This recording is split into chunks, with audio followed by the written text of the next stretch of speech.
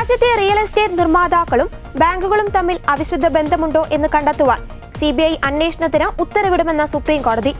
അന്വേഷണത്തിന്റെ രൂപരേഖ 2 ആഴ്ചയ്ക്കുള്ളിൽ കൈമാറുവാൻ സുപ്രീം കോടതി CBIയോട് നിർദ്ദേശിച്ചു.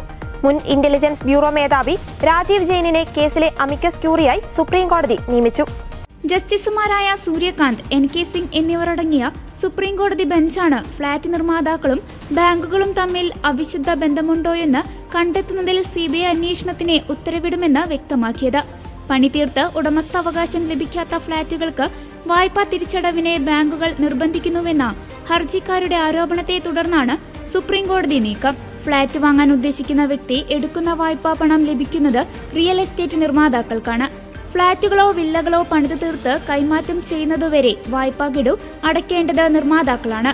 എന്നാൽ ഇതിൽ നിർമ്മാതാക്കൾ വീഴ്ച വരുത്തുന്നതോടെ വായ്പാ ഗഡു അടയ്ക്കാൻ ഫ്ളാറ്റ് വാങ്ങുന്നവരോട് ബാങ്കുകൾ നിർബന്ധിക്കാറാണ് പതിവ്. എന്നാൽ നിർമ്മാണം ആരംഭിക്കാത്ത പദ്ധതികൾക്ക് എങ്ങനെ വായ്പ അനുവദിക്കാനാകുമെന്ന് സുപ്രീം കോടതി ആരാഞ്ഞു. CBI അന്വേഷണത്തെ ചില ധനകാര്യ സ്ഥാപനങ്ങൾ സുപ്രീം കോടതിയിൽ എതിർത്തു. ഈ വിഷയം RBIയുടെ പരിഗണനയ്ക്ക് വിടണമെന്നായിരുന്നു ഈ ധനകാര്യ സ്ഥാപനങ്ങളുടെ ആവശ്യം. എല്ലാ ധനകാര്യ സ്ഥാപനങ്ങളെയും ഒരേപോലെ കാണരുതെന്നും സീനിയർ അഭിഭാഷകരായ അഭിഷേക് മനു, രഞ്ജിത്ത് കുമാറും സുപ്രീം കോടതിയിൽ ആവശ്യപ്പെട്ടു. എന്നാൽ കുറ്റക്കാർ അല്ലാത്ത ആരും പേടിക്കേണ്ടതില്ലെന്ന് ബെഞ്ച് വ്യക്തമാക്കി.